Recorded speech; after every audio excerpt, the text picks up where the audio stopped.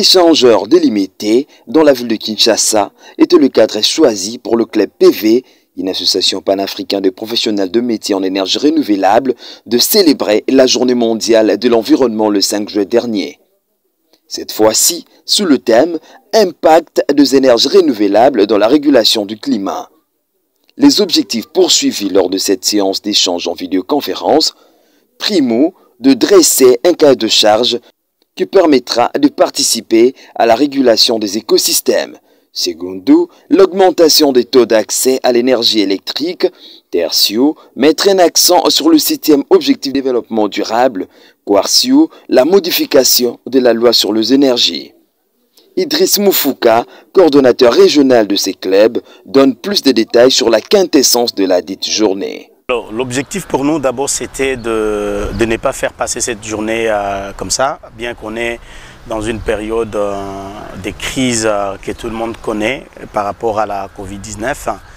La journée internationale de l'environnement pour nous c'est une grande journée qui ne doit pas seulement s'arrêter au niveau de la célébration mais qui doit être vécue, qui doit être vue.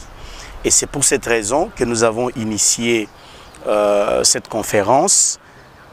Une manière pour nous de dresser un cahier de charges qui va nous permettre de voir dans quelle mesure nous pouvons participer, non seulement à la régulation de l'écosystème, mais aussi dans l'augmentation du taux d'accès à l'énergie électrique.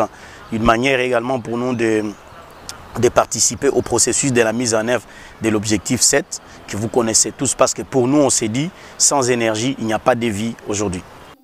Le recyclage de déchets afin de produire des énergies renouvelables, une approche pragmatique livrée par Madame Janès Boussingizi, coordonnatrice de l'ONG Logos Premier. Je veux dire qu'il n'y a pas la volonté politique. C'est tout, c'est ça ma réponse. Il n'y a pas la volonté politique. Pourquoi sous d'autres régions on peut recycler les déchets? Et pourquoi pas dans notre pays? Ici, si on avait commencé petit à petit, on prend une commune pilote, on commence par le tri, on va de commune en commune. Je crois qu'on allait déjà réussir. Madame Sylvie Kachama, coordonnatrice de l'ONG Umoja Développement, revient sur la nécessité de promouvoir les entreprises écologiques. Le message que j'ai voulu passer à la population mondiale reste celui de pouvoir protéger l'environnement. De protéger comment? Comme on a parlé des opérateurs économiques, ils doivent penser à monter des entreprises, mais ça doit être des entreprises écologiques, des entreprises qui prennent soin de notre environnement et non pas des entreprises qui polluent l'environnement.